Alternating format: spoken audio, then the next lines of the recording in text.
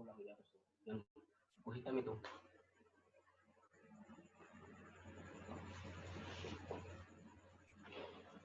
Yang hitam buku hitam itu.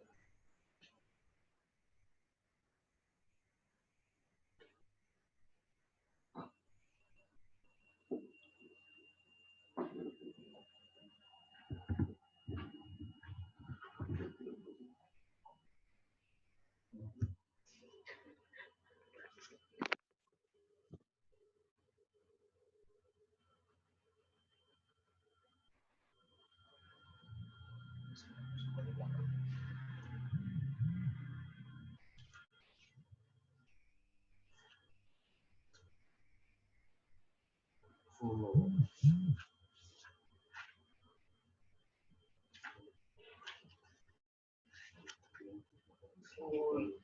Segini doang sih. Kalau nggak pakai binder aja. Binder. Ini kan masih ada banyak.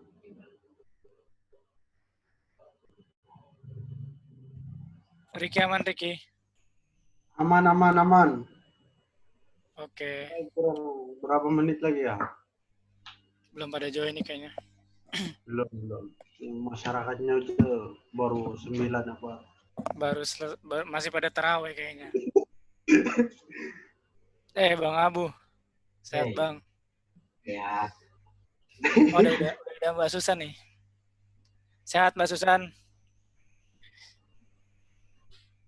Halo, sehat. Alhamdulillah. Habis dari pulau ya, Mbak? Iya, habis dari Sangiang. Walah. Iya. Mas Bagus juga udah ada nih. Ya, selamat malam. Malam, Mas. Salam kenal. Malam.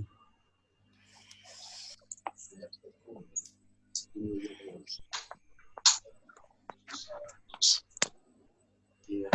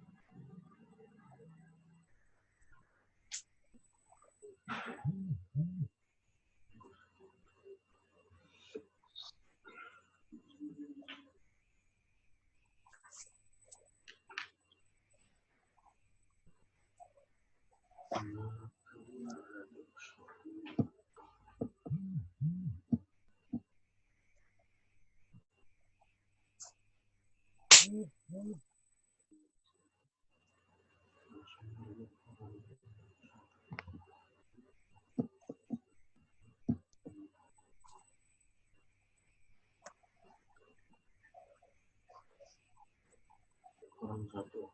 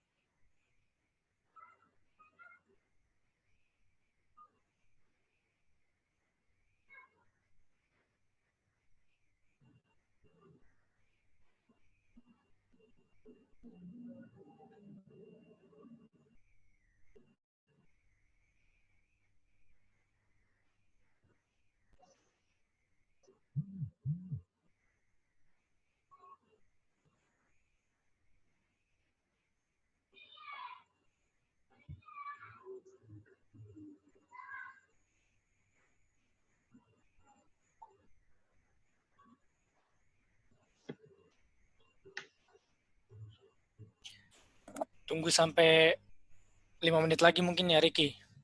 Siap, Habis itu siap, dimulai. siap. Narasumbernya kurang satu ya. Narasumber sih udah ada semua ini. Ada Bang Edo juga. Salam kenal, Bang. Selamat malam. Oh iya, iya, iya.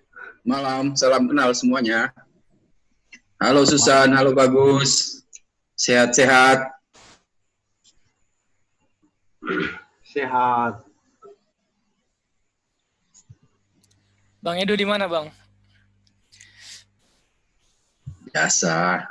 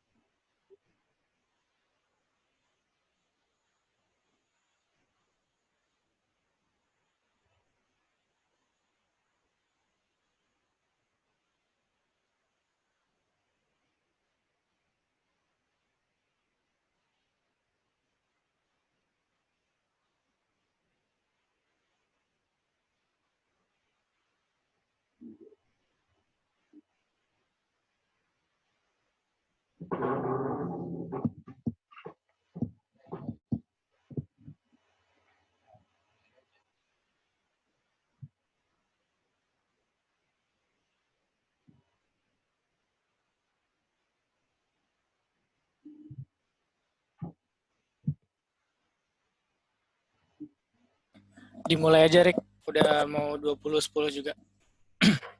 Siap, siap, siap.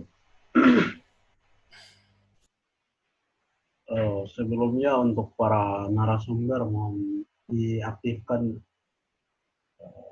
mute-nya juga kameranya.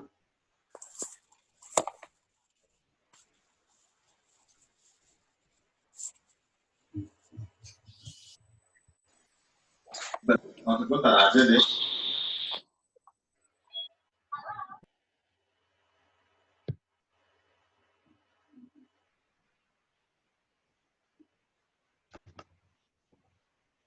Oke, baik.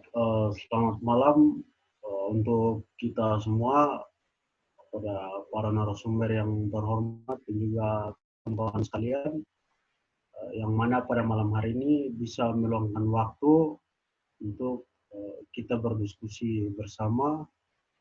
Sebelumnya salam juang dulu ya. Ya, pertama-tama puji dan syukur kehadirat Yang Maha Kuasa atas berkat perlindungan yang mana pada malam hari ini kita bisa berkumpul dan melakukan diskusi ini berkaitan dengan tema kami, dampak RUU Minerba untuk masyarakat pesisir, yang mana apa saja sih isi dari Undang-Undang Minerba ini, juga apakah ada peluang terhadap masyarakat pesisir, dalam hal ini hak-haknya masih ada apa tidak. Untuk itu saya mengajak kepada teman-teman semua agar dapat kita dengarkan yang mana yang akan disampaikan oleh para narasumber kami, yang diantaranya saya sendiri sebelumnya perkenalkan dulu. Nama saya Ricky Ricardo, dari bidang Kabid Advokasi Himapikani Wilayah 3. Dan untuk para narasumber kita yang pertama yaitu ada Edo Rahman dari Koordinator Kampanye Wahli, dan Susan Herawati dari Sekjen Giara, juga Ki Bagus Hadi Kusuma dari Kepala Divisi Jaringan dan Simpul Belajar Jata Nasional. Mungkin itu saja sebentar pada awal mulainya juga bisa disampaikan perkenalannya lebih jelas daripada narasumber sekalian. Mungkin itu saja dari narasumber. Kita bisa mulai langsung saja. Yang pertama,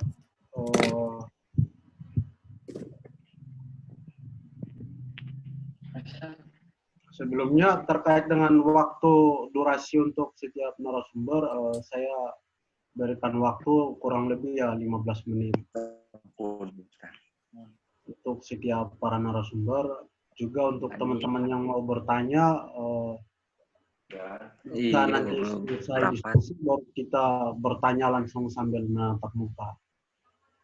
Mungkin seperti itu. Juga teman-teman dapat matikan mute-nya dulu. Nanti usai diskusi atau pandangan dari setiap narasumber seperti apa, habis dipaparkan baru teman-teman sekalian bisa bertanya. Seperti itu. Yang pertama kita mulai saja langsung dari Mbak Susan, terkait apa saja pandangan Mbak Susan terkait dampak Undang-Undang Minerba ini, mungkin seperti apa. Monggo saya persilakan. Oke, terima kasih kawan-kawan. Terima kasih Ricky. Selamat malam Mas Edo, Mas Hadi dan Hadi Kusuma, Mas Bagus, dan semua yang hadir. Ini diskusi yang luar biasa sebenarnya, karena sekali lagi saya terus terang berduka cita lah dengan keadaan hari ini, di tengah situasi yang tidak baik, sangat tidak baik. PSBB-nya kalau kata orang Sunda mengacak kadut gitu ya. Kemudian juga korban juga semakin banyak. Di sisi lain juga regulasi yang merampas ruang hidup masyarakat pesisir, terus masyarakat pesisir, petani, masyarakat adat gitu ya, semuanya terus didorong. Pertama, beberapa waktu lalu keluar Perpres nomor 60 terkait dengan izin reklamasi di pulau reklamasi di Jakarta sebenarnya, khusus untuk pulau reklamasi di Teluk Jakarta, khususnya CDGN. Ini merupakan berita buruk, selain juga kemudian RUU Minerba yang kemudian didorong untuk disahkan di tengah pandemi corona ini, dan kita tentu mengkhawatirkan jangan-jangan ini omnibus juga akan didorong di tengah masyarakat yang sedang tidak dalam keadaan baik gitu ya. Kalau bicara tentang RUU Minerba, mungkin nanti ada Mas Bagus dan Mas Edo yang lebih tajam soal ini, tapi yang kami sayangkan sebenarnya kita melihat pola baru dari RUU Minerba. Kita melihat bahwa ada perubahan ruang yang sedang didorong dan dipayungi oleh RUU Minerba ini, gitu ya, RUU Minerba ini. Kenapa kami katakan seperti itu? Setidaknya ada 4 catatan yang kami akan sampaikan. Pertama, kawan-kawan, dalam konteks pertambangan, kita melihat sumber daya alam di Indonesia ini kan sebenarnya sudah nyaris habis gitu ya. Tambang sudah merajalela di darat, merampas ruang hidup petani, kemudian masyarakat pesisir, dan juga masyarakat adat. Nah, sayangnya memang di dalam RUU Minerba ini negara lebih terbuka sebenarnya untuk melakukan pertambangan di pesisir dan pulau-pulau kecil, termasuk di laut gitu. Kalau kawan-kawan bisa menelusuri kembali bagaimana sebenarnya ada sinyal yang dikirimkan ketika Presiden terpilih kita ini menyampaikan pidato, nggak menyampaikan pidato, ketika dia menyampaikan satu pesan gitu ya di debat pemilihan presiden waktu itu. Presiden terpilih menyampaikan terkait dengan offshore mining atau tambang di tengah laut gitu ya. Nah, ini sebenarnya kan semacam sinyal maupun janji politiknya presiden terpilih kelak gitu ya. Kalau memang kemudian dia terpilih, maka akan ada satu regulasi yang akan didorong, salah satu yang tentu akan melindungi offshore mining gitu. Nah, ini yang kami khawatirkan ketika itu. Ini benar-benar terbukti ketika Undang-Undang Minerba ini keluar, kawan-kawan bisa cek di pasal 28A. Di situ secara terbuka sekali disebutkan wilayah hukum pertambangan itu melingkupi ruang darat, ruang laut, termasuk ruang dalam bumi sebagai satu kesatuan wilayah, yakni Kepulauan Indonesia, tanah di bawah perairan, dan landas kontinen. Artinya ini menjadi penegasan tentang perluasan ruang eksploitasi baru pertambangan. Jadi daratnya sudah habis, baiklah kita eksploitasi yang di laut. Yang kami khawatirkan memang potensi terkait dengan minyak dan gas gitu ya. Kalau di Undang-Undang Minerba ini melindungi, membuka peluang baru pertambangan, nanti kemudian segala sesuatu wilayah pertambangan itu nanti diatur oleh rencana zonasi wilayah pesisir dan pulau-pulau kecil yang hari ini sudah disahkan dalam 22 provinsi di Indonesia. Ini kan jadi seperti apa ya? Regulasi yang melindungi perampasan ruang gitu ya. Ada ya rencana zonasi dengan pembagian alokasi ruang. Kemudian ada Undang-Undang Minerba yang sebenarnya menegaskan gitu ya. Ini boleh ditambang. Nah, ini sebenarnya paradigma baru yang berbahaya yang kemudian ditawarkan lewat Undang-Undang Minerba. Kita sih melihat ini dengan tegas, jelas, menjadikan seluruh sumber daya alam di kawasan pesisir, perairan, bawah tanah perairan, landas kontinen, dan pulau-pulau kecil Indonesia sebagai kawasan eksploitasi baru gitu ya terhadap industri-industri ekstraktif, khususnya tambang. Kedua, kita melihat di Undang-Undang Minerba ini sebenarnya ya sekali lagi ini memberikan karpet bagi kepentingan investor. Misalkan di dalam pasal 83C disebutkan di situ WUPK untuk tahap kegiatan operasi produksi pertambangan mineral logam atau batu bara diberikan berdasarkan hasil evaluasi menteri terhadap rencana pengembangan seluruh wilayah yang diusulkan oleh pemegang IUPK. Nah, ini sebenarnya pesisir, pulau-pulau kecil itu bisa dikeluarkan izinnya, izin usaha pertambangan khusus, dan itu ya diberikan kepada pemegang IUPK itu sendiri, alias investor gitu ya. Siapa lagi yang bisa memiliki izin seperti itu gitu ya. Meskipun nanti ada evaluasi dari menteri terkait, dalam hal ini Menteri SDM Tapi kita melihat poin ini sebenarnya secara terang-terangan membawa Indonesia bergerak mundur ke belakang. Maaf ya ada back sound, ini tidak terhindarkan. Oke. Sebenarnya dalam konteks ini pemerintah Indonesia ini kan punya komitmen internasional nih yang dimandatkan di Paris Agreement di tahun 2015 lalu. Ini sangat-sangat bertolak belakang karena nggak ada yang namanya kita menuju ke Paris Agreement kalau kemudian lautnya sendiri saja dieksploitasi. Jadi istilahnya ya kasarnya ya omong kosong lah kalau kita mau ngomongin pengurangan emisi karbon gitu ya. Jadi sama sekali tidak akan terwujud Paris Agreement ke depan kalau kemudian undang-undang minerba ini ya memang diturunkan melalui IUPK yang disebarkan oleh negara. Nah, ketiga, kita melihat undang-undang minerba ini sebenarnya secara jelas dan terang melegalkan atau mengizinkan terjadinya kriminalisasi nelayan dan masyarakat pesisir. Kenapa kami katakan seperti itu?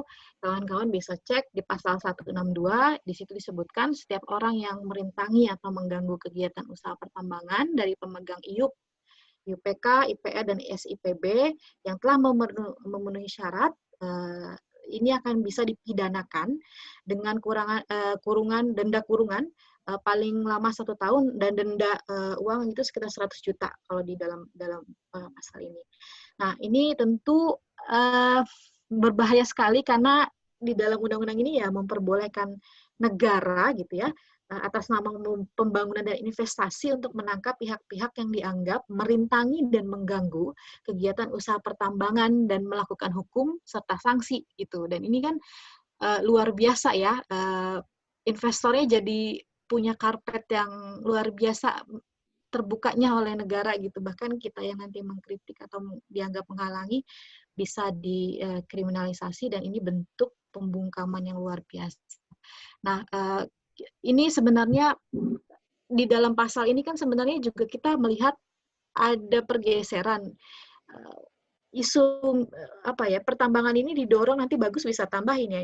Isu pertambangan ini didorong seakan-akan iya kamu boleh nambang asalkan legal gitu. Ini kan yang jadi perdebatan nih di tengah beberapa lalu kita juga melakukan diskusi yang serupa terkait dengan undang-undang minerba gitu. Ada beberapa kawan-kawan yang membawa ini kepada arah legal dan ilegal. Tentu dalam konteks ekologi, keberlanjutan dan kedaulatan, kita nggak bisa melihat legal atau ilegal gitu ya. Ya namanya kerusakan ya kerusakan gitu. Dan ya tambang kalau emang ini ya tidak diperbolehkan seharusnya dan tidak dipayungi secara terlanjang oleh negara seperti ini melalui undang-undang. Nah, yang terakhir, secara hukum, undang-undang ini jelas bertentangan dengan tujuan didirikannya negara ini, karena kita tentu kalau berangkat lagi ke pembukaan Undang-Undang Dasar 45, di situ secara jelas tuh disebutkan bahwa ia melindungi segenap bangsa dan seluruh tumpah darah. Tapi kan permasalahannya ini tidak sama sekali untuk kedaulatan bangsa ini gitu ya. Jangankan mempunyai visi bangsa untuk memajukan kesejahteraan umum.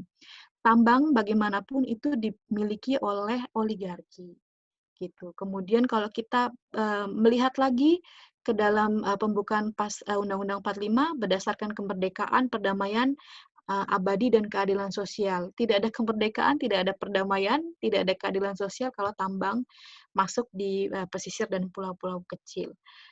Di sini kami melihat proyeksi di 2021 ya, walaupun sebenarnya proyeksi itu dilakukan di akhir tahun, tapi kita melihat dengan disahkannya Undang-Undang Minerba ini melegalkan perampasan ruang. Kalau kita lihat misalkan Perpres 60 mengizinkan reklamasi di Pulau CDGN, kemudian keluar Undang-Undang Minerba, yang kami khawatirkan kemudian negara ini punya alasan untuk melakukan pertambangan pasir untuk digunakan menimbun atau membangun pulau-pulau palsu lagi ke depan gitu.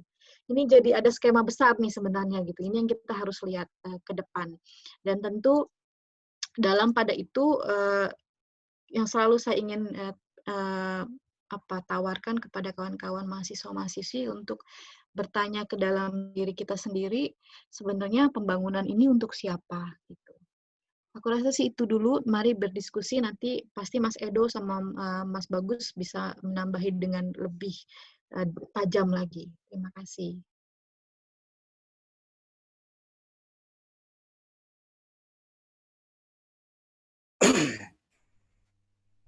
Suaranya Ricky, di-unmute dulu.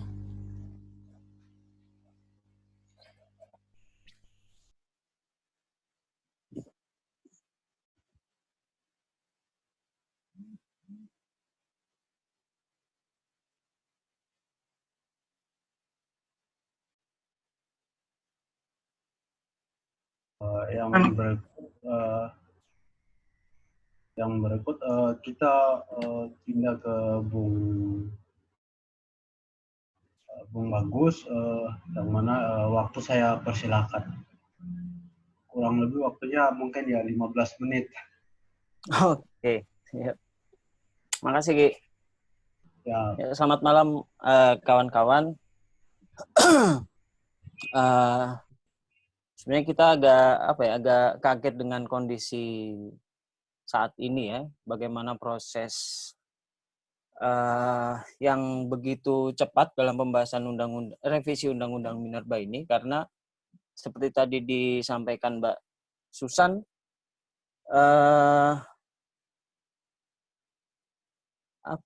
pembahasan undang-undang ini dilakukan dalam masa wabah pandemi seperti ini, yang sebelumnya kita tahu bagaimana track record legislatif kita, bagaimana target legislasi selalu jauh dari kata memenuhi target. Ditargetkan berapa dalam 1 tahun bisa mengesahkan legislasi, tapi faktanya tidak sampai 20% dalam setiap tahun DPR bisa memenuhi target legislasinya. Nah, anehnya lagi sebenarnya kan revisi Undang-Undang Minerba ini sudah digodok dari tahun 2015. Dari tahun 2015 dengan dalih penyesuaian dengan Undang-Undang Pemerintahan Daerah, ada penarikan wewenang pemberian izin ke pusat. Jadi sejak 2015 didorong revisi Undang-Undang Minerba. Nah, tapi dalam waktu yang lama, hampir 5 tahun ini, progresnya tidak ada. Dan dalam waktu 3 bulan saja ternyata mereka bisa langsung membahas dalam masa wabah pandemi seperti ini, kemudian bisa muncul revisi Undang-Undang Minerba yang jauh dari kata untuk kesejahteraan rakyat. Nah, sebelum saya terkait dengan revisi Undang-Undang Minerba ini, ada beberapa hal yang saya ingin sampaikan. Yang pertama, kita mengkritisi revisi Undang-Undang Minerba ini bukan berarti undang-undang yang lama itu lebih baik. Kita tahu Undang-Undang Minerba itu syarat dengan permasalahan,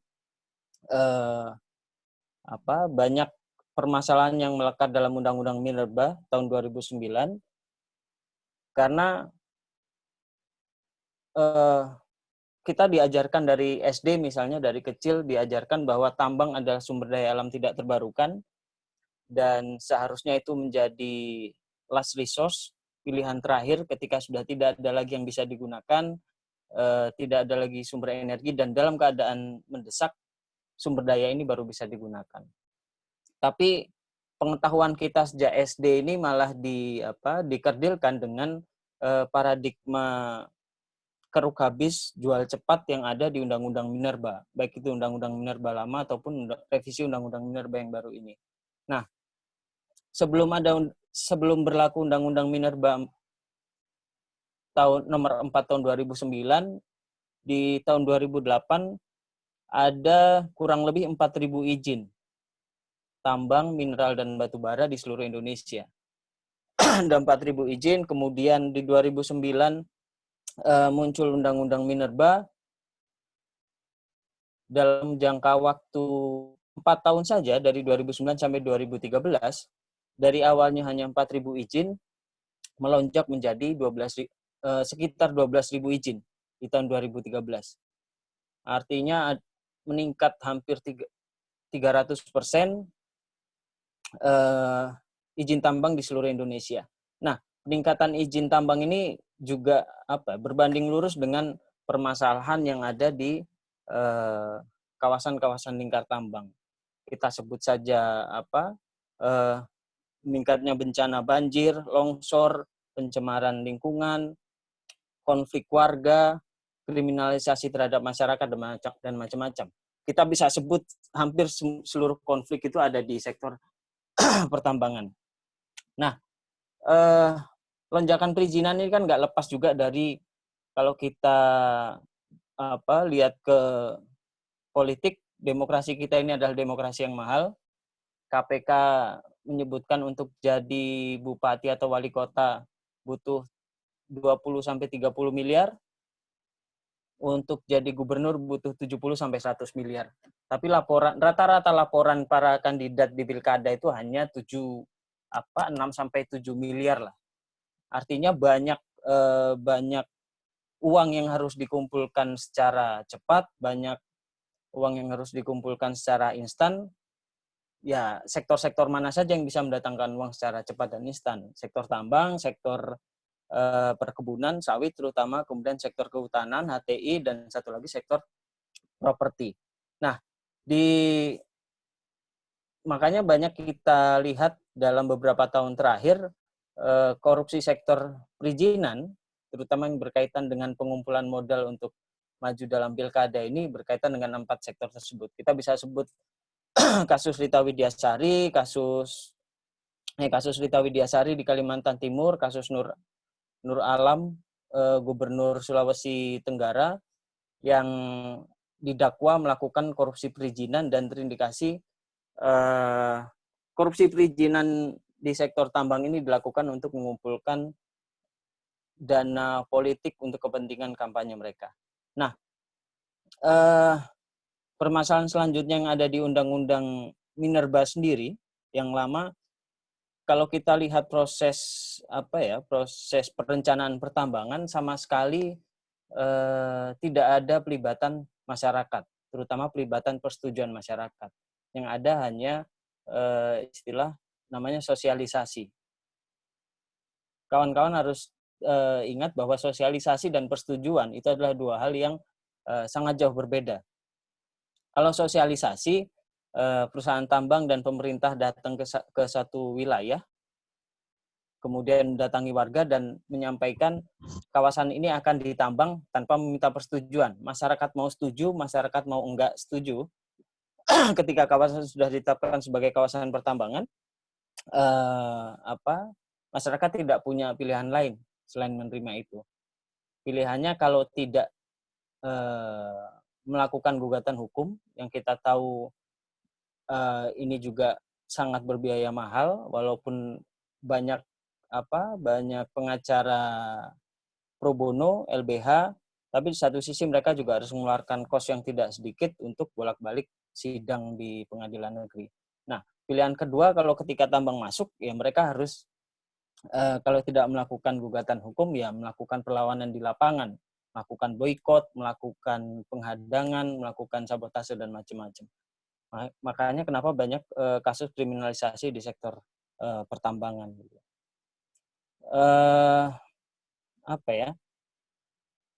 Kenapa salah satu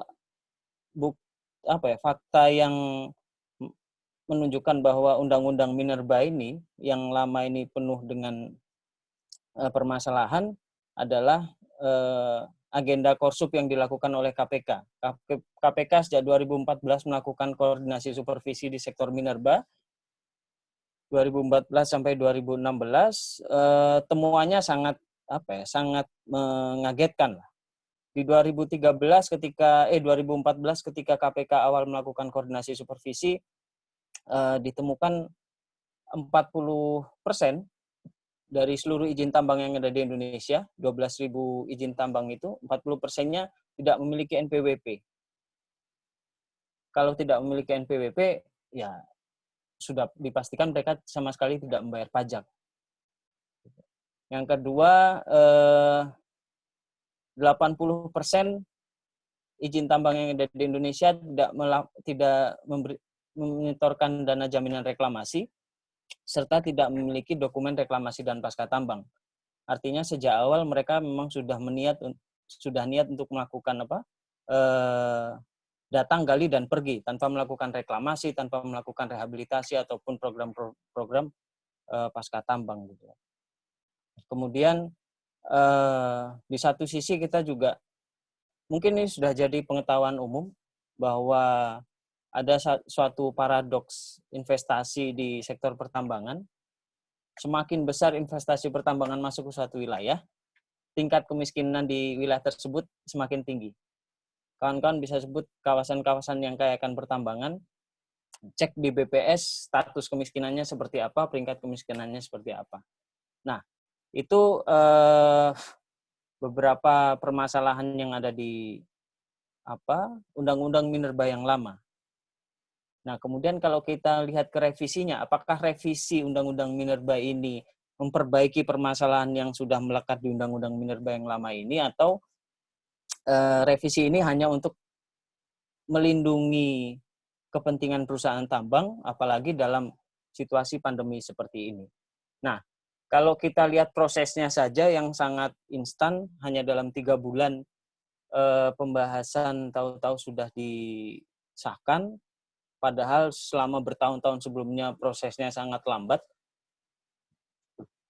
Itu bagi kami di Jatam itu menjadi salah satu indikasi utama bahwa memang memang revisi undang-undang ini kepentingannya adalah untuk melindungi kepentingan korporat, terutama di masa pandemi seperti ini. Nah,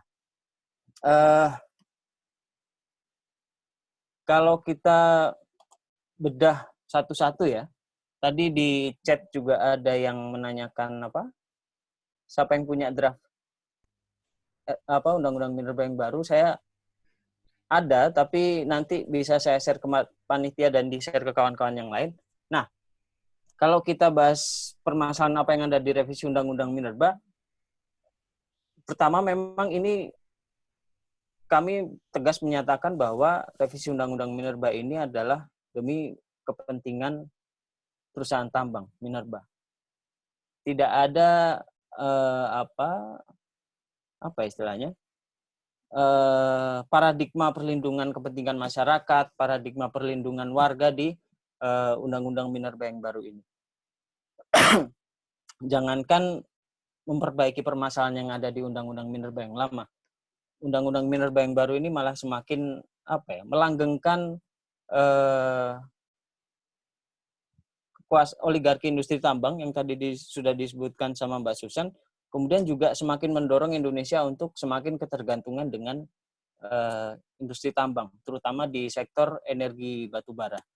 Nah, karena undang-undang ini kalau kawan-kawan bedah nanti banyak insentif yang diberikan kepada perusahaan-perusahaan tambang besar, terutama yang terintegrasi dengan pabrik-pabrik pengolahan komoditas tambang, baik itu smelter ataupun PLTU batubara. Mereka bisa mendapatkan konsesi abadi sampai kandungan yang ada di dalam wilayah konsesinya itu habis.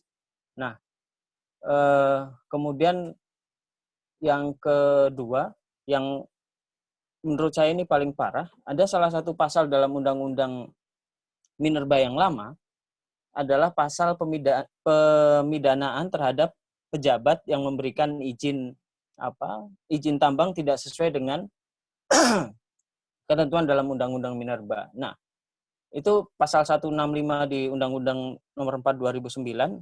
Nah, di dalam revisi Undang-Undang Minerba ini pasal itu dihilangkan.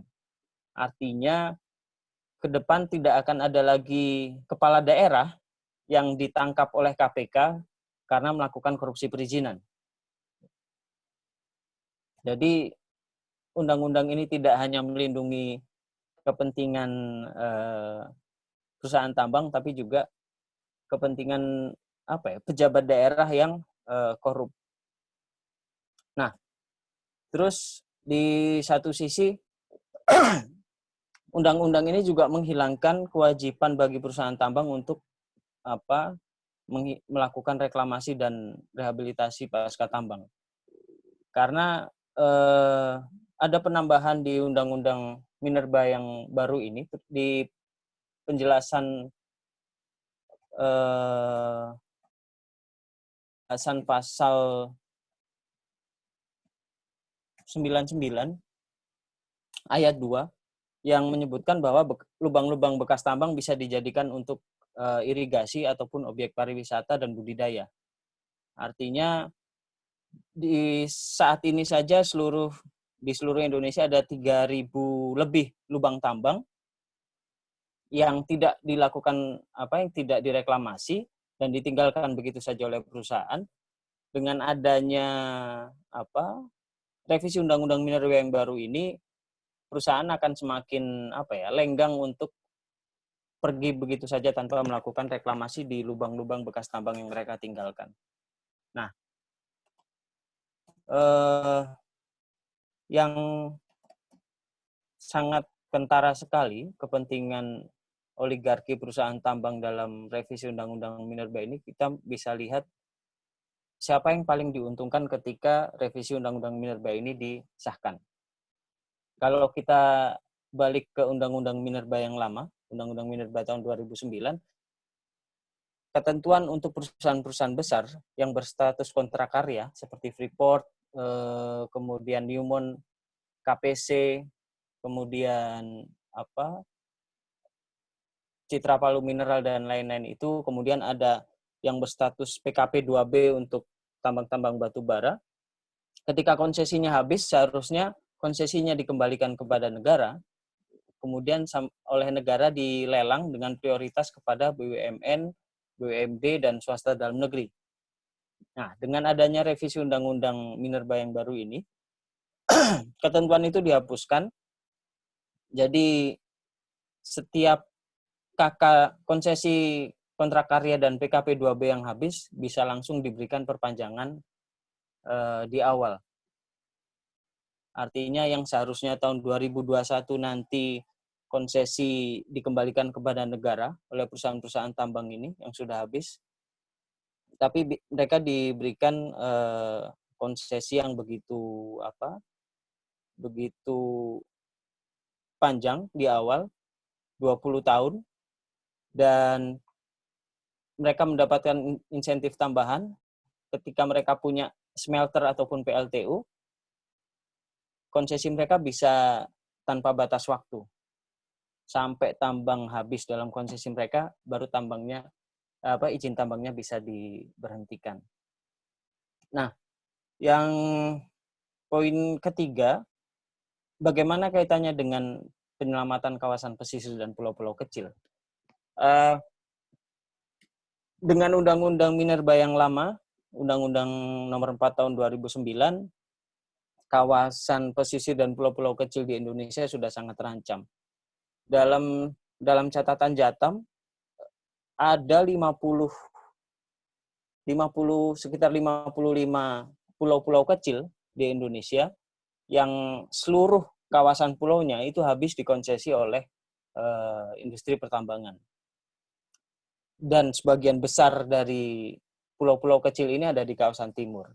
Nah, padahal kita kalau tadi Mbak Susan, nanti mungkin Mbak Susan bisa tambahkan di Undang-Undang Undang-Undang Nomor 1 2014, Undang-Undang Perlindungan Kawasan Pesisir dan Pulau-pulau Kecil, menyebutkan bahwa pulau kecil itu tidak boleh ditambang. Tapi ketentuan ini nggak berlaku dengan adanya Undang-Undang Minerba. Ada 55 pulau kecil yang ditambang sampai habis, dan ini akan tetap berlanjut sampai bisa jadi sampai pulau-pulau kecil di Indonesia habis. Karena sekali lagi paradigma Undang-Undang Minerba kita saat ini adalah paradigma keruk habis jual cepat. Jadi selama masih ada yang bisa dikeruk, harus cepat-cepat dihabiskan. Selama masih ada yang ditimbun, harus cepat-cepat dijual. Nah, mungkin itu yang pengantar dulu lah dari saya. nanti bisa dilanjutkan dengan diskusi dengan kawan-kawan. Terima kasih. Baik, terima kasih kepada Mas Bagus atas pemaparannya. Yang berikut langsung saja kita lanjutkan ke Bung Edo Walhi, di mana dapat memaparkan pandangannya terkait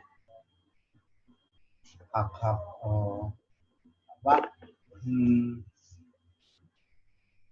dampak dari UU Minerba tersebut terhadap masyarakat pesisir. Mungkin waktu saya persilakan. Baik, terima kasih moderator dan salam kenal semua teman-teman yang ada di forum diskusi ini. Perkenalkan, saya Edo. Saya sehari-hari sebagai koordinator kampanye di Walhi. Dan kali ini saya mohon izin share screen ya, moderator. Bang, padahal kedengaran Bang. Oke. Oke, dengar Bang. Lanjut Bang. Ya. Ya udah lanjut. Bisa dilihat ya, teman-teman. Baik. Saya kira kemarin juga Walhi bersama kawan-kawan yang tergabung di dalam koalisi Bersihkan Indonesia. Ini dengan kerja keras berusaha untuk menghentikan pembahasan RUU Minerba ini di level DPR RI, dan tentu ini adalah upaya yang tidak akan pernah berhenti kita lakukan, meskipun secara sah sudah diketuk oleh DPR RI, tapi kita tetap akan melakukan upaya-upaya untuk bagaimana membatalkan undang-undang ini. Kalau kemudian Bagus dan Susan tadi sudah mengawali diskusi ini dengan pengantar, saya coba ingin mengawali proses ini dengan ingin mengupdate ke kawan-kawan semua yang ada di sini terkait dengan bagaimana sih sebenarnya situasi negara kita saat ini ya, di tengah pandemi COVID-19 yang sejak tanggal 2 Maret kemarin itu diumumkan oleh pemerintah bahwa kita di Indonesia sudah ada warga masyarakat Indonesia yang terpapar COVID-19 ini. Nah, ini situasi nasional kita saat ini kurang lebih. Kalau kemudian teman-teman nanti ada yang ingin menambahkan, silahkan. Jadi, situasi nasional saat ini, terus kemudian pertanyaannya, kemana DPR RI? Yang seharusnya menunaikan tugasnya untuk mengawasi, mengingatkan pemerintah bahwa harus fokus dan maksimal melakukan penanganan terhadap pandemi COVID-19 di Indonesia. Saya hanya ingin mengupdate bahwa saat ini negara kita diserang COVID-19 dan per hari ini itu sudah ada 19.189 warga negara Indonesia yang terpapar. Ini data per tanggal 20 Mei. Yang sembuh itu ada 4.575 dan yang meninggal ada 1.242. Penting teman-teman ketahui bahwa pandemik ini sudah menyebar di 31 kabupaten kota di 34 provinsi di Indonesia. Nah, kalau teman-teman ingat total kabupaten kota di Indonesia ada 514, sekarang tersisa 123 kabupaten kota yang belum ditemukan positif kasus COVID-19 ini. Kita tinggal menghitung mundur berapa lagi besok yang akan terpapar kabupaten kota yang ada di Indonesia. Terus kemudian yang kedua, pemerintah mengeluarkan Perpu 1/2020 ya, seperti teman-teman ketahui, bahwa di situ sudah mengalokasikan anggaran 405,1 triliun untuk penanganan COVID. Nah, hari ini 8 fraksi di DPR RI kemudian menyetujui untuk menjadi undang-undang Perpu tersebut. Jadi, ya saat ini PSBB berlaku di pemerintah, tapi PSBB-nya adalah pemerintah selalu benar bertindak hingga tahun 2022. Jadi apapun persoalan, apapun kritik yang dilontarkan oleh masyarakat terhadap penanganan COVID-19 oleh pemerintah, itu tidak akan pernah salah. Karena ini sudah disahkan menjadi undang-undang tuh ya. Terus kemudian yang ketiga, Indonesia melakukan impor berbagai komoditi. Jadi selama pandemi COVID-19 ini, ternyata kita melakukan impor, termasuk sayuran. Jadi kemarin saya sempat mengecek di pemberitaan per April 2020, total nilai impor kita itu adalah 12,54 miliar US dollar. Terus kemudian yang keempat, kemarin teman-teman juga mungkin mengetahui ada fenomena lonjakan ini ya, lonjakan tagihan listrik. Meskipun ini pihak PLN sudah melakukan klarifikasi, terus kemudian ada kenaikan tarif BPJS untuk kelas 1 dan kelas 2 ya. Terus kemudian yang keenam, mungkin di wilayah teman-teman juga ada penyaluran bantuan sosial, tetapi ini juga masih ditemukan berbagai persoalan dalam proses penyalurannya. Yang ketujuh, ya saya kira mungkin di kota teman-teman juga sudah berlaku PSBB, tapi khusus di Jakarta sendiri, ini semakin dilonggarkan ya, saya kira teman-teman. Saya menyebutnya ini adalah pembatasan sosial bebas bersyarat. Saya ambil contoh misalnya kalau mau berangkat, terbang melalui Bandara Soekarno-Hatta, teman-teman harus membawa surat hasil pemeriksaan, bebas, dan seterusnya lah. Pokoknya secara administrasi harus ada yang ditunjukkan. Berikutnya adalah, ya di tengah pandemik pun, korporasi-korporasi ekstraktif ini tetap beroperasi, dan bahkan proses atau kejadian kriminalisasi terhadap petani dan juga nelayan itu juga masih terjadi. Nah, apakah kemudian pihak-pihak korporasi ini merasa bahwa mereka itu adalah perusahaan yang dikecualikan ya dari entah itu dari peraturan PSBB dan seterusnya. Terus kemudian ya sampai hari ini rekan-rekan buruh yang di PHK, yang dirumahkan juga belum jelas bagaimana nasibnya gitu ya. Termasuk juga kawan-kawan pekerja informal. Dan yang terakhir, ya pinjaman dari Bank Dunia, dari ADB, itu sudah siap-siap masuk ke Indonesia untuk penanganan COVID-19. Nah, dari semua kurang lebih ini 10 permasalahan yang ada saat ini, misalnya situasi negara kita, kemana DPR RI? Apa yang kemudian respon DPR RI terhadap situasi saat ini? Apakah kemudian sepenuhnya menyerahkan pemerintah tanpa kemudian harus melakukan pengawasan? Itu hanya DPR RI dan Tuhan yang tahu apa yang akan mereka lakukan terhadap situasi saat ini. Oke, saya coba masuk ke hal-hal yang terkait dengan RUU Minerba yang disahkan kemarin. Ini kurang lebih kita juga sudah merilis bersama kawan-kawan Koalisi Bersihkan Indonesia. Ya, substansi yang sudah disampaikan oleh Bagus maupun Susan tadi saya akan skip saja dan kita akan lanjut. Saya kira ini adalah informasi-informasi yang kemarin kami sampaikan juga bahwa dengan RUU Minerba yang disahkan menjadi undang-undang, ini adalah sebenarnya jaminan terhadap elit-elit korporasi yang sudah disebutkan juga Bagus, kawan Bagus tadi, dan saya kira ini bahkan anak-anak kecil pun tahu kalau kemudian ini merupakan mainan atau dorongan keras dari para elit-elit industri ekstraktif pertambangan, khususnya batu bara. Jangan salah bahwa meskipun pertambangan batu bara ini dilakukannya di darat, tetapi dampaknya itu bisa sampai ke kawan-kawan nelayan juga di wilayah pesisir dan pulau-pulau kecil. Dalam konteks distribusi, dalam konteks PLTU pembangkit listrik batu bara misalnya, banyak kemudian nelayan-nelayan kita yang menerima dampak terhadap aktivitas tersebut.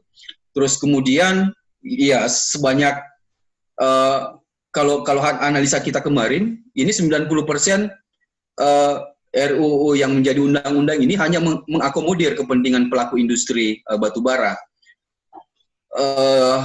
Itu berikutnya adalah hal penting lain yang diabaikan Misalnya proses pembahasan dan pengesahan RUU Minerba ini cacat prosedur, terus kemudian ini juga melanggar tata cara penyusunan peraturan perundang-undangan sebagaimana diatur di dalam Undang-Undang Nomor 12 Tahun 2011. Nah, ini juga mengabaikan hak konstitusi warga negara yang dijamin, yang sebenarnya dijamin di dalam Undang-Undang Dasar 45 di pasal 28F. Terus kemudian tidak ada pasal yang mengatur batasan operasi pertambangan seperti yang disampaikan kawan Bagus tadi, bahwa sampai hari ini bahkan sebelum disahkan RUU Minerba yang baru ini, sebenarnya wilayah pesisir dan pulau-pulau kecil itu sudah terancam dari dulu sejak disahkannya undang-undang ini. Undang-Undang 27 tahun 2007, Junto Undang-Undang 1 tahun 2014 itu kan sebenarnya sudah tegas menyampaikan pulau kecil itu tidak boleh dilakukan aktivitas pertambangan. Kalau dalam konteks ukuran pulau kecil itu 2.000 km persegi atau luasannya 200.000 hektar itu tidak boleh dilakukan pertambangan. Itu masuk kategori pulau kecil, 200.000 hektar. Tapi faktanya sampai hari ini banyak sekali kemudian pulau-pulau kecil yang justru dikeluarkan izin usaha pertambangan. Nah, ini kan sebenarnya yang sampai hari ini mengancam kehidupan masyarakat pesisir dan pulau-pulau kecil karena ruang hidupnya, terus kemudian mereka juga mendapatkan daya dukung dan daya dukung terhadap lingkungan itu semakin berkurang, semakin terancam. Nah, kalau apalagi kemudian wilayah pertambangan yang dilakukan di laut, misalnya di Bangka Belitung yang pertambangan timah di laut dan seterusnya, dan bahkan pengurukan pasir laut pun di beberapa wilayah di Indonesia itu masih terus dilakukan juga tanpa memikirkan dampak yang dirasakan oleh nelayan-nelayan kecil tradisional dan juga para perempuan-perempuan nelayan. Berikutnya adalah rancangan undang-undang yang kemarin disahkan itu tidak menyediakan pasal yang memberi ruang terhadap hak veto rakyat. Ini saya ingin mengingatkan bahwa ini tinggal silakan dibaca nanti ya. Ini adalah beberapa poin-poin penting yang kami luncurkan kemarin terkait dengan privilege atau perlakuan khusus yang diberikan kepada korporasi-korporasi tambang yang besar. Seperti kita tahu bahwa di tahun ini dan tahun depan itu ada beberapa perusahaan yang akan segera berakhir izinnya. Nah, dengan disahkannya undang-undang ini secara otomatis itu akan diperpanjang. Nah, kembali lagi ke soal hak veto rakyat, saya ingin mengingatkan ke teman-teman. Masih ingat bahwa dulu pernah kita melakukan judicial review terhadap Undang-Undang Nomor 4 Tahun 2009 tentang pertambangan mineral dan batu bara. Nah, saya masih mengingat bahwa permohonan judicial review itu hanya dikabulkan sebagian ya, tidak semuanya. Nah, saya ingin meng-highlight pasal yang kemudian seharusnya pemerintah membuat aturan teknis turunan untuk menjalankan putusan Mahkamah Konstitusi tersebut. Makanya saya mengatakan bahwa DPR RI dan pemerintah itu lupa atau pura-pura lupa terhadap putusan Mahkamah Konstitusi pada waktu itu. Putusan MK nomor 32 tahun 2010. Ini putusnya tanggal 4 Juni tahun 2012. Yang dikabulkan itu adalah pasal 10 huruf B yang kami uji materi saat itu. Klausul yang berbunyi pada Undang-Undang 4 2009 itu adalah bahwa penetapan wilayah pertambangan itu wajib memperhatikan masyarakat. Nah, atas putusan Mahkamah Konstitusi itu dirubah karena makna yang terkandung di dalam wajib memperhatikan ini itu tidak sesuai dengan konstitusi kita, konstitusi negara kita. Makanya harus dilengkapi bahwa penetapan wilayah pertambangan wajib melindungi, menghormati, dan memenuhi kepentingan masyarakat yang wilayahnya maupun tanah miliknya akan dimasukkan ke dalam wilayah pertambangan dan masyarakat yang akan terkena dampak. Nah, ini yang kemudian sampai hari ini itu tidak dilakukan. Kementerian ESDM terus saja mengeluarkan peta wilayah pertambangan tanpa kemudian diketahui bagaimana prosesnya di tingkatan tapak. Apakah kemudian mereka menanyakan kepada masyarakat yang wilayahnya, yang tanahnya, atau yang berada di sekitar wilayah yang akan ditempatkan, apa yang ditetapkan menjadi wilayah pertambangan itu, mereka bertanya terus kemudian mereka meminta persetujuan gitu. Jangankan meminta persetujuan, apakah melakukan konsultasi atau tidak gitu. Nah, ini kan sebenarnya yang menjadi persoalan sampai hari ini di negara kita. Kenapa kemudian sampai hari ini kita harus terus mendorong agar hak veto rakyat itu harus didengarkan dan harus diakomodir oleh negara dalam konteks mereka menetapkan sebuah wilayah menjadi wilayah pertambangan. Nah, ini yang menjadi persoalan, dan saya kira kawan-kawan mahasiswa yang ada di forum diskusi ini harus kemudian menyebarluaskan dan kemudian kita luas gerakan masyarakat dan mahasiswa, gerakan masyarakat sipil, bukan hanya memperbesar, tapi kemudian juga memperkuat gerakan ini untuk mendorong hak veto rakyat ini harus diakomodir oleh negara. Nah, terakhir, kalau kemudian situasinya seperti ini, DPR RI abai terhadap bagaimana kinerja pemerintah untuk melakukan penanganan yang sampai hari ini, pandemi COVID-19 ini masih mengancam masyarakat kita. Di awal tadi saya menyampaikan, kita tinggal menghitung hari, tersisa 123 kabupaten kota yang ada di Indonesia, itu belum ditemukan kasus positif. Mungkin besok, lusa, kemudian bertambah lagi kabupaten kota yang akan terpapar COVID-19. Kita tinggal menghitung hari, apakah kemudian kita akan membiarkan ini, atau kemudian kita harus mendesak DPR RI untuk mengawasi, untuk mengingatkan kepada pemerintah agar lebih baik melakukan penanganan. Kesimpulan kami bahwa RUU Minerba yang kemudian disahkan menjadi undang-undang, itu melanggar hukum, itu melanggar konstitusi, dan juga melanggar etik dalam konteks yang saya sebutkan tadi. Bahkan di dalam konteks melakukan penyusunan peraturan undang-undangan itu pun tidak sesuai dengan undang-undang yang telah ditetapkan. Nah, kondisi ini yang saat ini sedang terjadi, bagaimana kemudian kita membesarkan gerakan masyarakat sipil, gerakan kawan-kawan nelayan, masyarakat yang ada di pulau-pulau kecil, untuk mendorong agar pemerintah bersama DPR RI membatalkan undang-undang Minerba ini.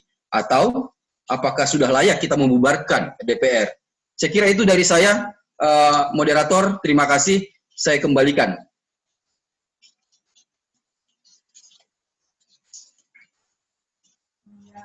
Oke, baik. Terima kasih pada narasumber. Sebelum kita masuk ke sesi tanya jawab, mungkin pada para narasumber mau sampaikan sedikit lagi yang masih ketinggalan, bisa disampaikan lagi, diperjelas sebelum kita masuk ke sesi tanya jawab.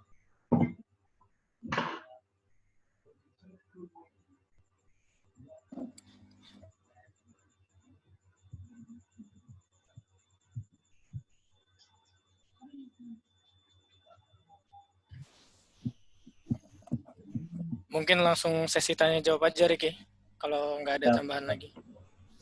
Baik, langsung saja kita kasih tanya jawab.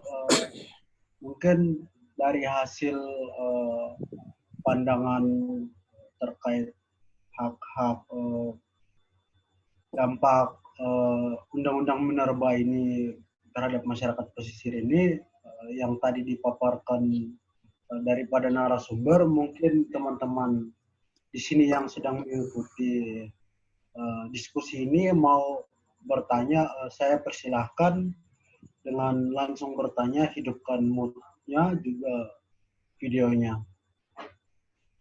Terima kasih, waktu saya persilahkan.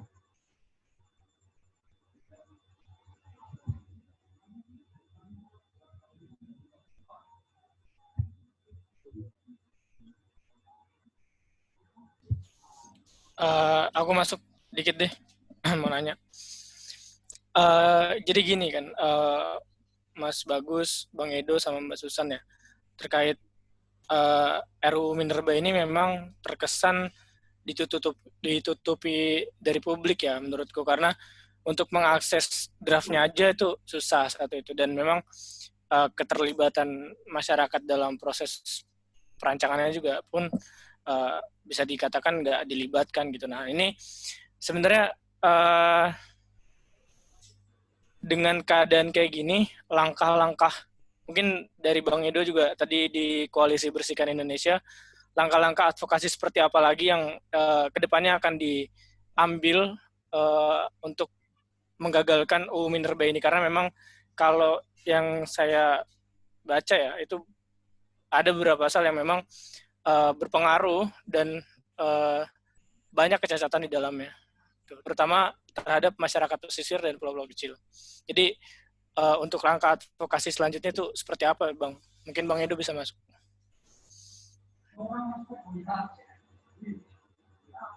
Bagus, Susan, duluan lah. Sesuai dengan urutan tadi. Ya, Bagus dari boleh. belakang dulu, Bagus dulu dah. Bagus yang ini.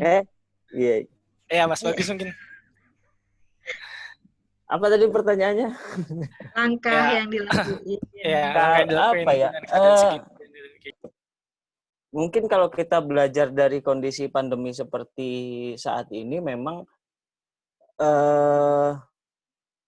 yang pertama adalah bagaimana membangun solidaritas terkait dengan revisi Undang-Undang Minerba dan segala macam undang-undang bermasalah yang dalam waktu dekat ini juga akan segera muncul. Nah, dalam misalnya di masa pandemi kemarin kita bisa melihat bagaimana solidaritas warga sangat kuat, rakyat bantu rakyat, dan mungkin dalam menghadang revisi Undang-Undang Minerba ini, bagaimana bangun solidaritasnya adalah bagaimana seberapa besar kemampuan kita untuk menyadarkan bahwa orang yang jauh dari konsesi pertambangan, orang yang jauh dari lingkar tambang pun juga akan merasakan daya rusak yang sama. Nah, tadi sudah disinggung sekilas sama Bang Edo, bagaimana tambangnya ada di kawasan pegunungan, ada di kawasan hulu yang jauh dari masyarakat perkotaan, tapi daya rusaknya itu bisa sampai ke kawasan pesisir, bisa sampai ke kawasan laut, bahkan sampai ke kawasan perkotaan. Karena salah satu sifat yang melekat pada sektor industri pertambangan adalah daya rusaknya yang mengalir dan meluas. Tambangnya bisa di mana aja, tapi daya rusaknya bisa mengalir bahkan melintasi batas administrasi gitu. Sialnya kita selama ini kan selalu terjebak di urusan administrasi. Tambangnya di kabupaten mana, tambangnya di provinsi mana gitu. Tapi daya rusaknya kan nggak bisa dibatasi oleh kabupaten, nggak bisa dibatasi oleh sekat-sekat provinsi. Nah, selain solidaritas, kata-kata lockdown itu sebenarnya juga tidak hanya bisa digunakan saat pandemi ini aja gitu. Dalam banyak kasus pertambangan, masyarakat banyak juga yang melakukan lockdown di wilayahnya. Di Pulau Bangka misalnya, Pulau Bangka yang di Sulawesi Utara, nanti Bang Edo bisa menambahkan, karena rumahnya ada di sekitar sana. Nah, masyarakat di sana melakukan boikot atas industri tambang yang ada di pulau mereka, melakukan boikot, di lockdown bagaimana agar industri tambang tidak bisa masuk ke wilayahnya, bagaimana memutus rantai informasi yang sesat yang dihasilkan oleh industri tambang. Karena seperti yang kita tahu, tambang ini kan selalu hadir dengan narasi-narasi kesejahteraan. Ketika tambang masuk, tingkat kesejahteraan masyarakat akan meningkat. Ketika tambang masuk, masyarakat akan mendapatkan lapangan pekerjaan. Tapi faktanya ketika tambang masuk juga permasalahan yang sebegitu besar juga muncul. Nah, ini makanya penting kenapa tadi yang dibilang oleh Bang Edo soal pengakuan veto rakyat dalam revisi Undang-Undang Minerba. Seharusnya kalaupun ada revisi dalam Undang-Undang Minerba adalah pengakuan hak veto rakyat. Sederhananya hak veto rakyat ini adalah hak tolak atas industri tambang yang akan masuk ataupun sudah masuk di satu wilayah. Karena misalnya dalam sosialisasi, kan tidak mungkin dalam sosialisasi misalnya perusahaan tambang dan pemerintah daerah ketika melakukan sosialisasi pasti menyampaikan yang bagus-bagus soal industri tambang. Tidak pernah, sampai saat ini saya tidak pernah menemukan ada sosialisasi yang mengatakan bahwa ketika tambang masuk nanti jalan akan rusak, kemudian berdebu, dalam 3 tahun mendatang warga akan kena ISPA karena jalan-jalan berdebu, dalam 5 tahun mendatang warga akan kekeringan karena air tersedot untuk kepentingan pertambangan. Tidak ada dalam sejarahnya. Dan seharusnya ketika industri tambang sudah masuk, kemudian dalam proses operasinya tidak sesuai dengan informasi yang disampaikan di awal dalam sosialisasi, seharusnya warga memiliki hak tolak. Menolak industri tambang yang sudah beroperasi di wilayahnya karena tidak sesuai dengan informasi yang awal disampaikan. Nah, ini yang selama ini tidak diakui. Ketika korporat dan pejabat melakukan kebohongan bisa bahkan dilindungi oleh undang-undang ini, tapi ketika masyarakat menuntut haknya atas ruang hidup yang layak, malah dikriminalisasi. Mungkin itu sih kalau kata kunci yang terkait apa yang bisa dilakukan untuk menghadang ini. Solidaritas dan melakukan lockdown di kawasan kawasan tapak-tapak pertambangan. Lockdown atas operasi pertambangan. Mungkin itu dulu Pak Moderator. Oke, baik. Terima kasih. Yang berikutnya mungkin dari Mbak Susan sama Mas Edo. Ada yang mau dijawab lagi terkait pertanyaan yang tadi. Waktu saya persilahkan. Iya, aku nambahin dikit aja. Kalau masalahnya memang tadi Mas Bagus ngomongin soal lockdown, sayangnya memang di beberapa titik industri ekstraktif sekalipun corona COVID gitu ya, ini tetap jalan nih. Itu kayak kawan-kawan di Jawa Timur tambang pasirnya nggak kenal dia sama corona sama COVID ini kayaknya. Nggak ngerti juga kenapa masih ya industri ekstraktifnya masih terus didorong sekalipun kondisinya sedang tidak baik-baik saja. Yang penting memang dalam konteks bagaimana dan apa yang harus kita lakukan, ancamannya yang harus terus disampaikan ke halayak ramai gitu ya, masyarakat, karena kawan-kawan yang berada di gerakan masyarakat sipil tentu ingat bagaimana pro dan kontra ketika misalnya film Sexy Killer kemarin dikeluarkan gitu. Itu juga membangun perdebatan yang nggak pernah usai sampai hari ini. Tapi Betul. memang terlepas daripada itu, kita harus mengakui bahwa dimanapun pertambangan, apapun bentuk pertambangan, aktor yang akan terlibat itu bukan yang terdampak ya, bukan hanya 1 atau 2 saja. Nggak bisa kita melihat itu secara parsial. Itu hanya nelayan yang kehilangan ruang lautnya, atau perempuan nelayan yang kehilangan akses airnya. Tapi dampak tambang ini ke rantai suatu sektor gitu, itu semuanya rata kena gitu. Tidak ada yang tertinggal gitu ya. Jadi mengikuti slogan atau semboyannya SDGs ini tambang nih. No one left behind gitu. Jadi semuanya kena dampak gitu ya. Kena dampak tambang. Ini yang kemudian harus terus disonding. Masalahnya memang kondisi corona dan COVID ini tidak memungkinkan kita untuk melakukan penolakan seperti seperti biasanya ya, dengan aksi, dengan apa gitu ya.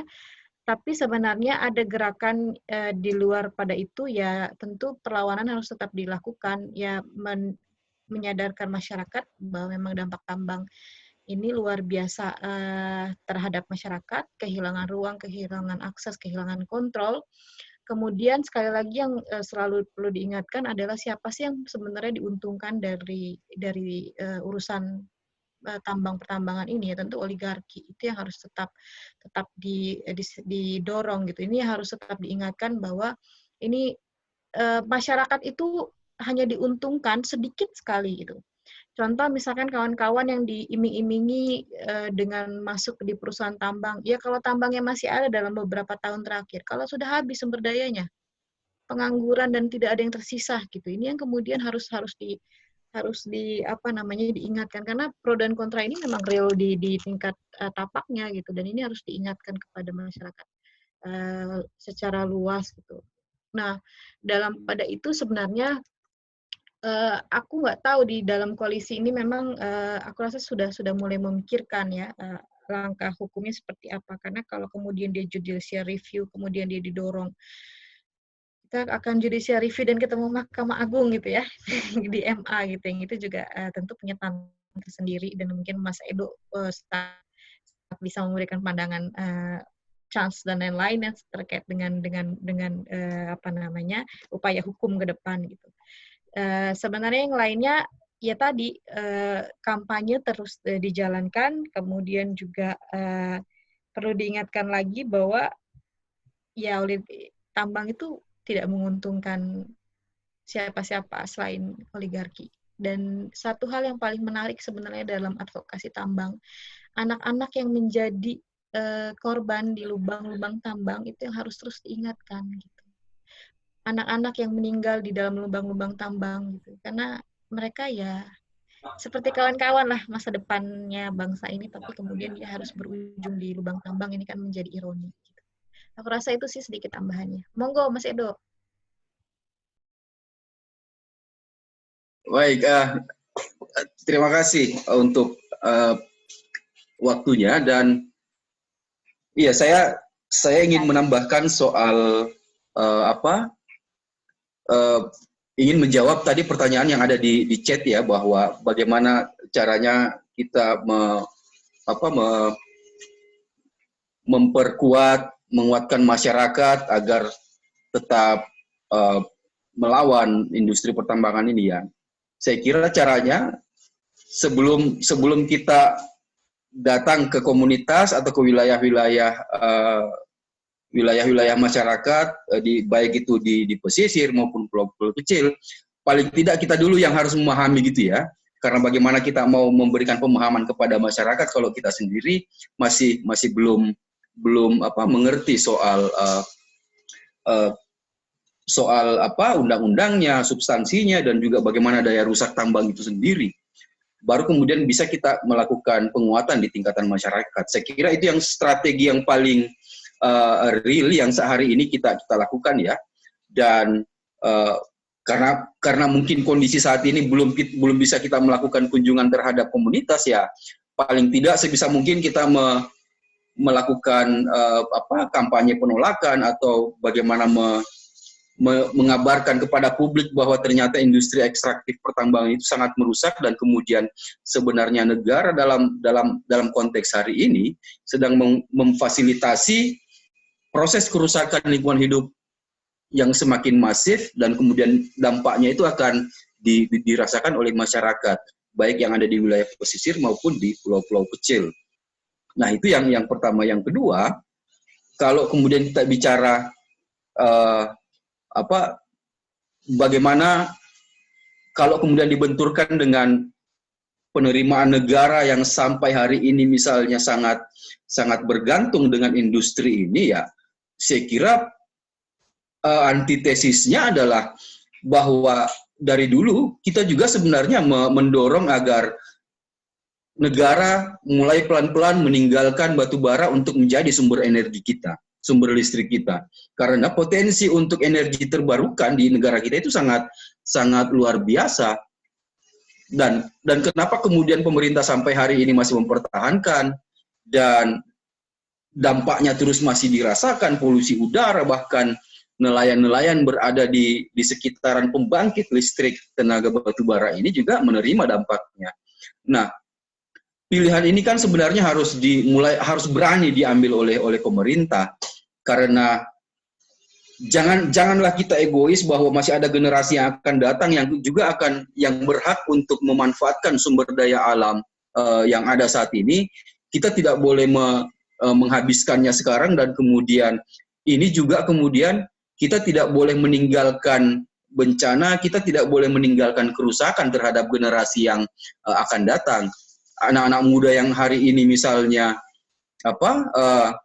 sedang giat-giatnya untuk studi, kemungkinan 5 atau 10 tahun ke depan itu mereka akan menerima dampak dari kerusakan pertambangan ini. Nah, saya ingin kembali ke soal bagaimana langkah hukum, bagaimana caranya kita membatalkan ini ya. Saya kira kalau kita bicara soal konstitusi ya, saya kira konstitusi memfasilitasi itu ya, bahwa ada judicial review yang bisa dilakukan di Mahkamah Konstitusi untuk membatalkan undang-undang tersebut.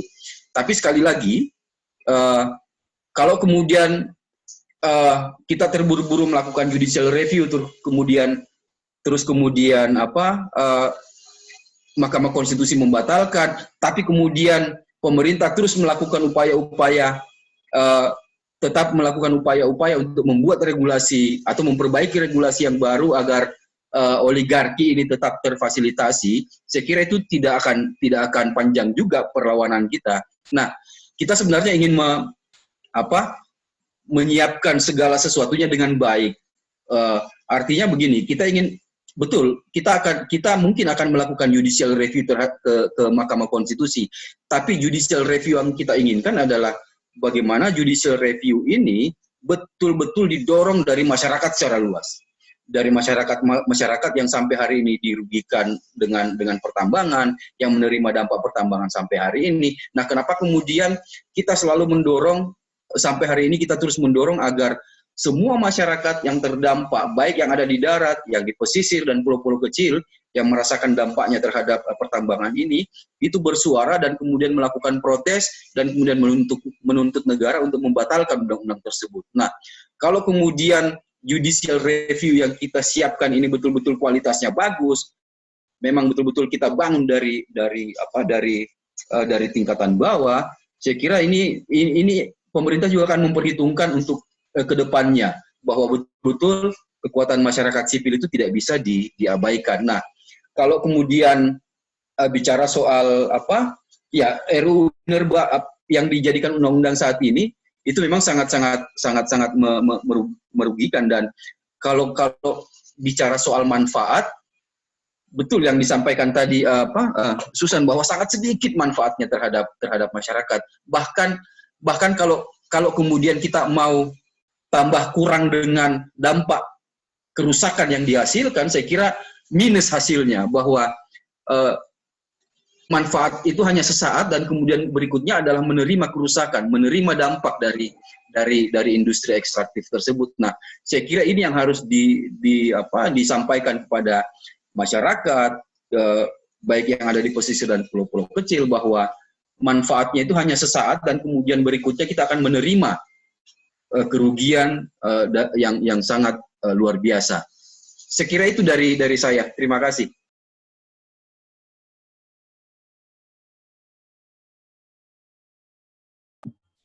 Baik, terima kasih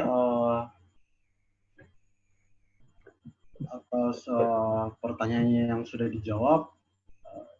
Ya, mungkin ini ada beberapa pertanyaan di pesannya, mana nanti saya bacakan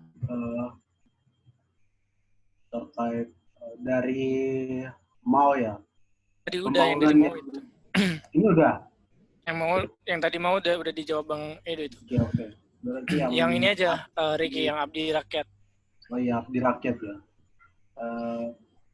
Saya akan bacakan pertanyaannya dari Abdi Rakyat, yang mana dalam situasi di mana rakyat untuk menyatakan pendapat secara langsung dibatasi karena situasi COVID ini, namun di sisi lain rezim ini membuat suatu produk undang-undang yang memberikan keleluasaan bagi para pemodal. Pertanyaannya, solusi apakah yang tepat untuk situasi sekarang, dan untuk menuju solusi tersebut syarat apa saja yang harus kita bangun, terkhususnya wilayah-wilayah pesisir atau mulai dari mana. Mungkin seperti itu pada para narasumber. Monggo, waktu saya persilahkan siapa dulu yang mau menjawab. Pemaparan pertanyaannya ada di pesan. Jika kurang jelas bisa dilihat lagi. Sesuai urutan yang kayak tadi lah. Siap.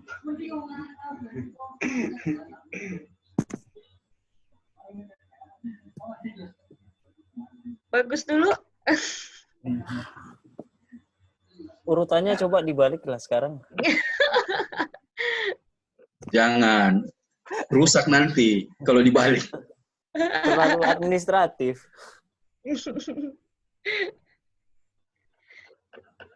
Mbak Susan dulu, Mbak. Ya, Tanya Jatam. apa namanya? Memang hari ini situasinya dibilang nggak asik ya, betul-betul tidak asik. Masalahnya memang negara ini apa ya, menggunakan situasi yang nggak asik ini gitu untuk memproduksi kebijakan yang merampas gitu.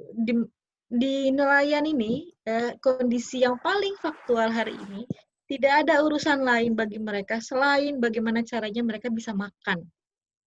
Ini fakta yang paling real gitu. Karena di tengah COVID ini, kita udah pernah diskusi ini kayak minggu lalu, beberapa minggu lalu, yang paling real bagi masyarakat ini bagaimana mereka tetap bisa melaut, ikannya bisa dijual dengan harga yang paling wajar gitu ya. Karena hari ini mereka menjual ikannya itu setengah dari harga yang biasanya gitu. Artinya mereka selalu defisit, mereka kesulitan untuk mendapatkan solar, di tengah juga tadi listrik naik luar biasa gitu. Ini menjadi berat buat nelayan.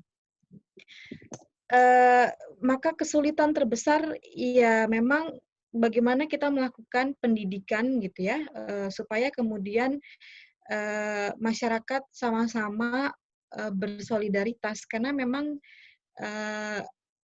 ada beberapa, sayangnya memang daerah-daerah yang terdampak atau menjadi wilayah-wilayah tambang banyak yang di pulau-pulau kecil gitu. Ini yang juga jadi berat. Dan misalnya kawan-kawan kita di Romang, itu luar biasa jauh gitu ya dari kita gitu. Bahkan ada beberapa daerah yang kemudian dia sinyalnya pun nggak ada gitu ya, akses listriknya juga nggak ada. Ini menjadi tantangan tersendiri sebenarnya. Tapi yang paling memungkinkan memang adalah melakukan pendidikan. Tapi pendidikan itu harus dibarengi dengan aktivitas perekonomian yang didorong juga. Kalau pendidikan hanya pendidikan tentang krisis dan solidaritas terkait dengan dampak tambang, agak berat, karena ada hal yang lebih substansi hari ini mereka rasakan gitu ya. Itu soal perut gitu, soal bagaimana mereka bisa bertahan hidup. Ini krisis pangan yang dialami oleh masyarakat, dan ini yang harus juga dipikirkan gitu ya. Ekonomi dan ancaman dari undang-undang pertambangan ini harus sejalan. Kalau nggak tuh orang nggak akan ngeh banget gitu terkait dengan ancaman ini. Di sisi lain memang penting untuk mendorong ya tadi kesadaran tentang dampak tambang terhadap masyarakat bahari gitu ya. Bagaimana mereka bisa kehilangan ruang, akses dan kontrol, ini yang harus dipikirkan. Di sisi lain juga ya cara paling baik ya memang membangun solidaritas pengetahuan dengan cara-cara seperti ini, membangun ruang-ruang diskusi atau memang kemudian mengirimkan pesan-pesan berantai, karena agak berat juga gitu buat nelayan untuk hari ini bisa berkumpul gitu. Karena tidak ada diskusi lain, tidak ada pembahasan lain, hanya soal bagaimana mereka bisa melaut nih hari ini gitu. Karena saya udah tes ini ke beberapa daerah, ngomongin Omnibus Law ini mereka nggak bisa melaut, Mbak.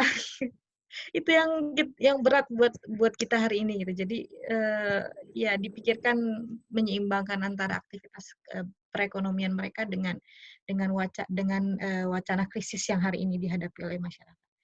Terus solusi, ya aku rasa itu dulu sih, pendidikan yang paling penting. Tadi Mas Edo mengingatkan hal yang penting, bagaimana perlawanan ini juga harus berangkat dari masyarakat baharinya. Kesadaran tentang krisis ini harus berangkat dari mereka juga gitu.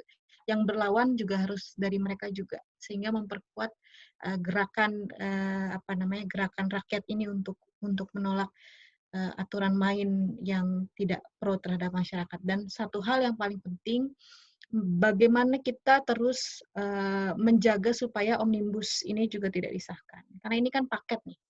Kalau kemudian omnibusnya disahkan, maka ini izinnya akan semakin mudah. Gitu. Jadi satu paket udah lengkap lah penderitaannya gitu. Kalau omnibus tetap disahkan, itu yang harus harus dipotong jalurnya gitu. Aku rasa sih itu dulu. Nah, ini kayaknya Mas Edo atau Mas Bagus, monggo. Ya, terima kasih Mbak Susan. Lanjut lagi, ya, Mas Edo atau Mas Bagus yang mau duluan, silakan. Ini gara-gara Bagus ini mengusulkan perubahan sistematis ini. Oke, saya nambahkan sedikit aja. Giliran Mas Bagus nanti terakhir lah ya. Kalau kemudian pertanyaan kawan tadi, kita mau mulai dari mana ya? Saya kira dengan situasi saat ini bisa kita mulai dari diri kita. Saya yakin teman-teman punya media sosial, terus kemudian punya komunikasi, punya komunitas tentunya. Paling tidak memaksimalkan WhatsApp yang kemudian isinya teman-teman semua, itu paling tidak men-share informasi-informasi yang kemudian bisa mengarahkan teman-teman ini untuk turut mendukung gerakan penolakan atas Undang-Undang Minerba ini. Itu yang paling bisa kita lakukan di kondisi saat ini ya. Terus kemudian yang kedua, kalau kemudian teman-teman punya komunitas dampingan yang berada di wilayah pesisir maupun di pulau-pulau kecil, bangun komunikasi secara rutin, bahwa paling tidak diawali saja dengan menginformasikan ke kawan-kawan komunitas, baik melalui via telepon atau mungkin kalau teman-teman yang ada di wilayah pesisir dan pulau-pulau kecil sudah memiliki smartphone misalnya,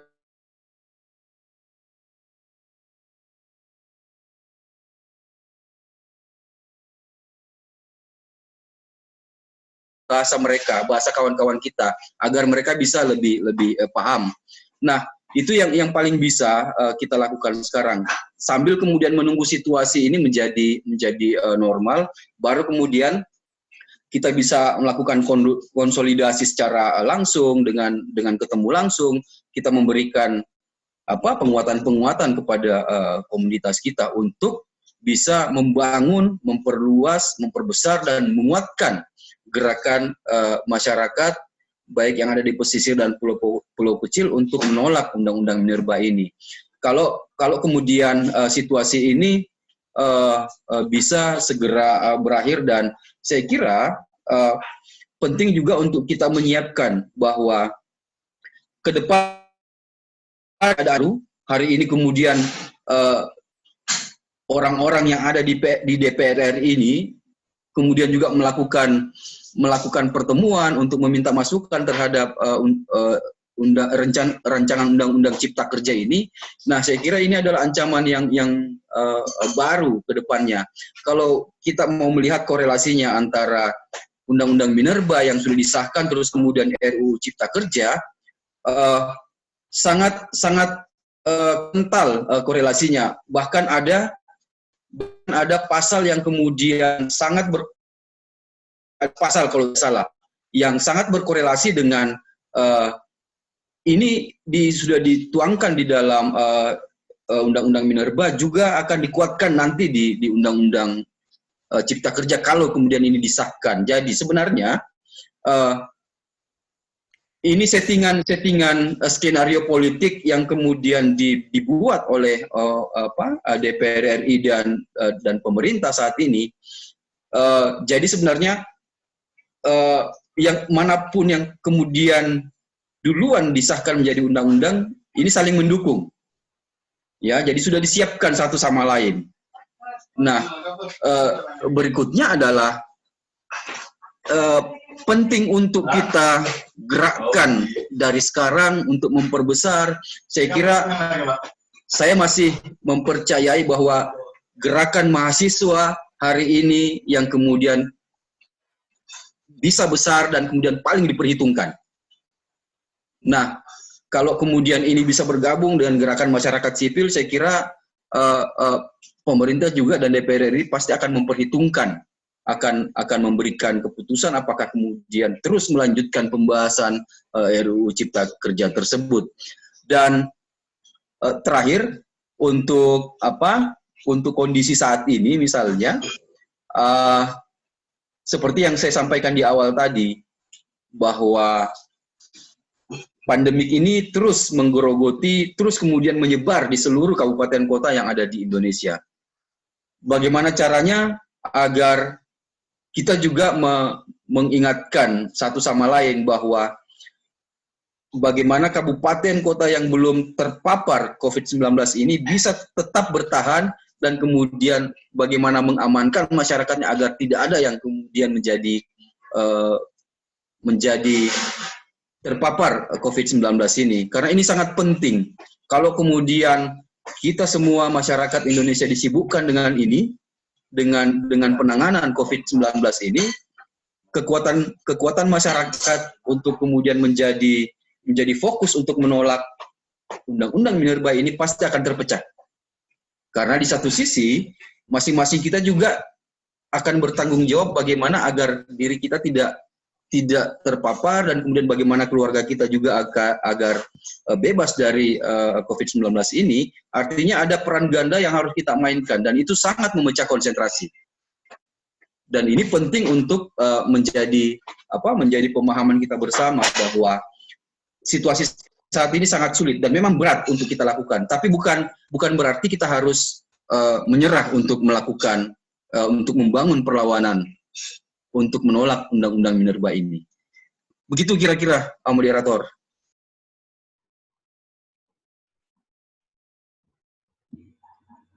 Terima kasih atas jawabannya yang ya lumayan padat ya. Juga mungkin ada teman-teman lain yang mau bertanya, saya persilahkan langsung untuk aktifkan itu mute-nya, lalu bisa bertanya.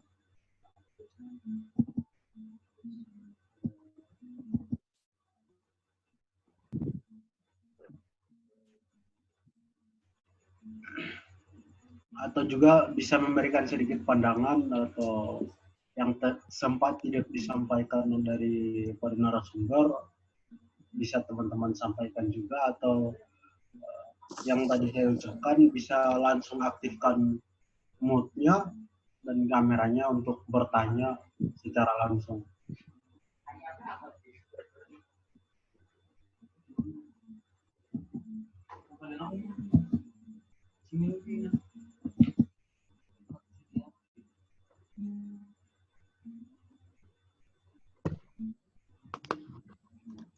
Kalau tidak ada respon, mungkin bisa kita akhiri.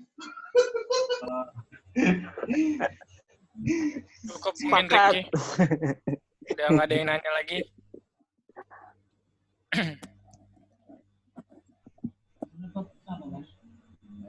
Ditutup nggak apa-apa, Ricky. Siap. Mungkin akhir, jika nggak ada pertanyaan, karena daripada diskusi ini, karena waktunya juga udah 9:30 ya, jadi mungkin diskusinya sampai di sini dulu. Terkait dengan rilis dan hasil daripada kesimpulan malam ini, nanti bisa dirilis dan di-share kepada teman-teman yang ikut diskusi pada malam hari ini. Juga terima kasih banyak kepada para narasumber yang mana telah meluangkan waktu pada malam hari ini bersama kami, yang dimana ada teman-teman dari Perikanan, juga dari Aliansi, juga solidaritas lainnya. Saya ucapkan terima kasih banyak yang sudah bergabung meluangkan waktu pada malam hari ini. Terima kasih banyak narasumber, terima kasih banyak atas waktunya. Mungkin itu saja yang dapat saya sampaikan. Bung Afdal, ada sampaikan terima kasih. Oke, terakhir masuk ya. Buat Mas Bagus, Bang Edo, dan Mbak Susan, terima kasih banyak udah sharing di malam ini terkait dampak dari RUU yang sudah menjadi UU Minerba ini terhadap masyarakat pesisir ya. Mungkin harapannya dari teman-teman yang ikut diskusi ini, terutama teman-teman mahasiswa, ya kita bisa tingkatkan nalar kritis kita, kondisi bangsa hari ini di mana banyak sekali permasalahan, dan salah satunya UU Minerba ini yang berpengaruh juga terhadap masyarakat pesisir, terus ruang lingkup laut dan pulau-pulau kecil itu berpengaruh juga. Nah, harapannya dari diskusi ini, materi yang tadi sudah disampaikan, pemahaman yang sudah disampaikan bisa menjadi landasan teman-teman untuk kedepannya lebih menggali lagi terkait permasalahan ini, dan sama-sama untuk membangun solidaritas, di mana ya memang hal yang paling memungkinkan ya kita bangun solidaritas dari berbagai elemen.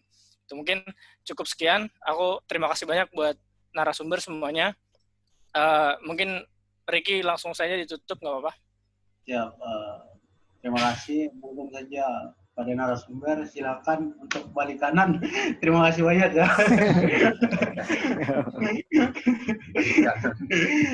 Terima kasih semuanya. Sampai nanti. Ya. Terima kasih. Terima kasih kawan-kawan. Gus, jangan kebanyakan ngopi, Gus. Ini kopi dari panitia ini. Woi, mantap. Bang Edo Bang nanti Edo. share materi ya, Bang. Oke, pamit ya. Ya, Mas ya, Bang. Yuk. Mas Bagus, Pamit dulu makasih ya ya. kawan-kawan. Ya. Yuk, terima kasih sama-sama.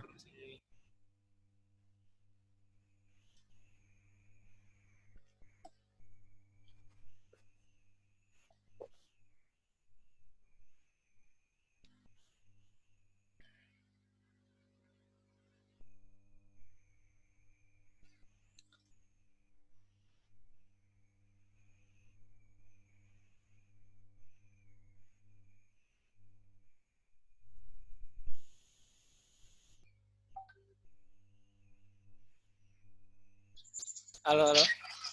Halo, halo. Hai, halo Pak. Loh, moderatornya hilang.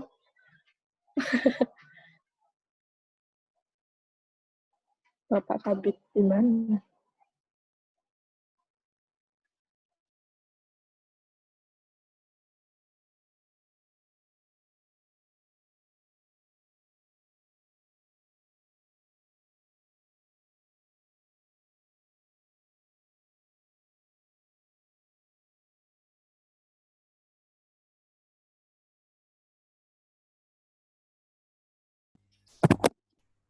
Mustafa masih ada nggak? Alif masih ada, Iyut ada, dia ada.